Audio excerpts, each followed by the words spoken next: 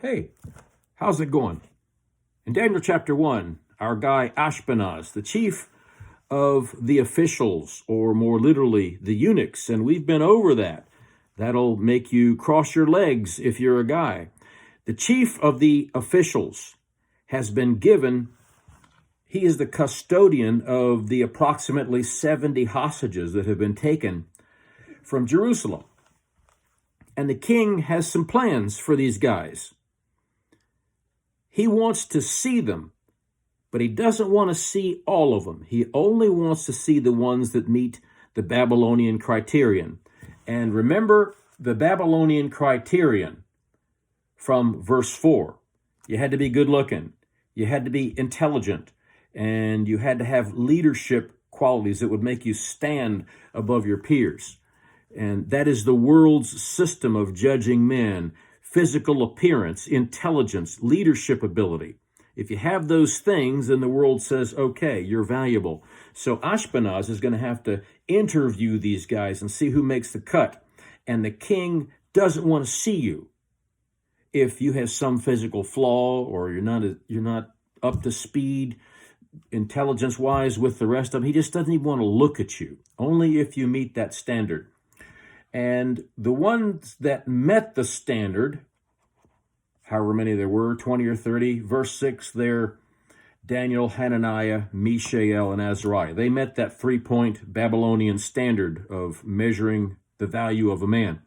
Now, it looks like the king is on board with this, and he's kind of excited. So in verse 5, he commands that they receive actual royal food. Whatever the king ate, the king's wine, and they were also going to get an enrollment in the Babylonian school of higher learning, where they'd learn the writing and the tongue of the Chaldeans. In verse 7, this guy, Ashpenaz, figures, however many youths there were that made the cut, maybe 20 or 30 made the cut. He says, look, I got to get new names for these guys because they're going to have Babylonian names. They can't have Hebrew names. Now, Daniel, Hananiah, Mishael, and Azariah, their names are interesting. There's something of the Hebrew culture and something of the goodness of God in every single one of their names. Daniel, his name means God is my judge.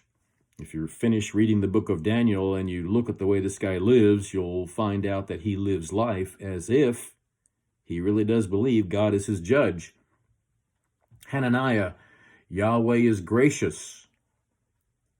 Mishael, who is what God is. Azariah, Yahweh is my helper.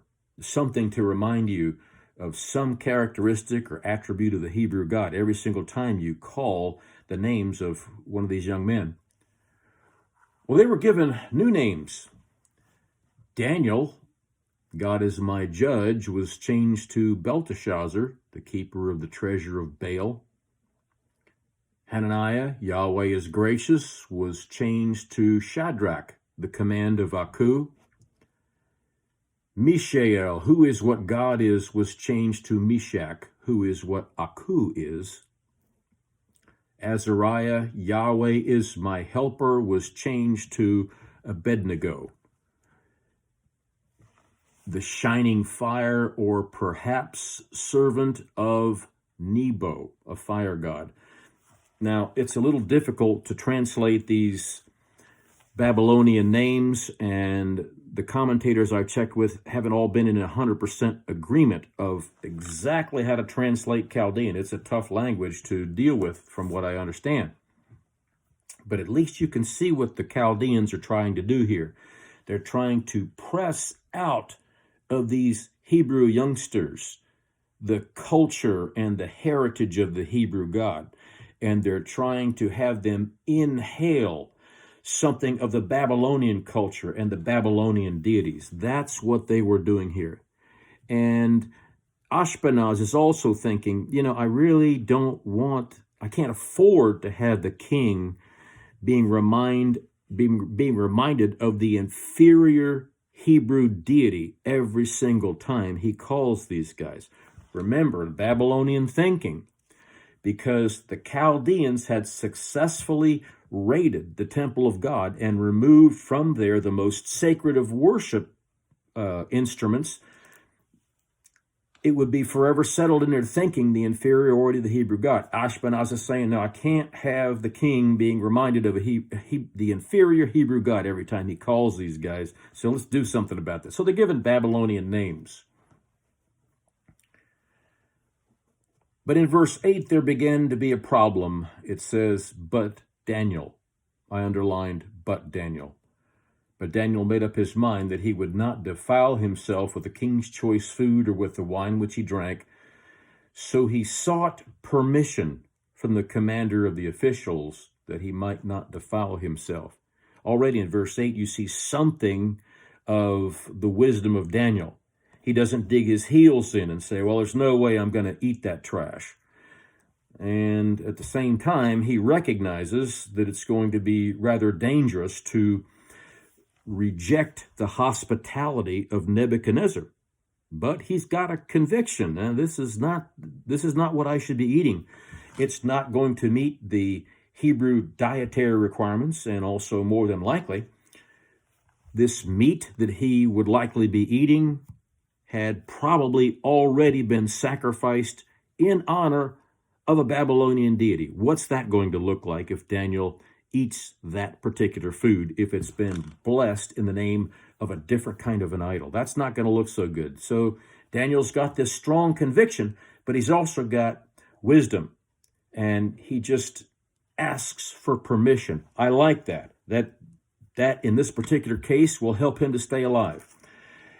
Now in verse 9 and 10, you can tell Ashpenaz is very sympathetic with Daniel. At the same time, he's fearful, because if he violates the king's command and they are given this inferior Hebrew diet, he's going to be accountable to Nebuchadnezzar for their appearance. So Ashpenaz is like this. He's fearful of losing his life, but he's got compassion for these guys. And Daniel did a smart thing. He said, let's just propose a test. You give us what we're supposed to eat for 10 days. And the rest of these guys, they can go along with your dietary requirements. That's okay.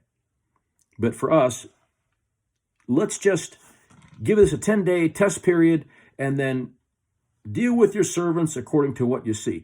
Daniel wisely left the door open for his God to do something. Verse 14, so he listened to them and tested them in this manner for 10 days.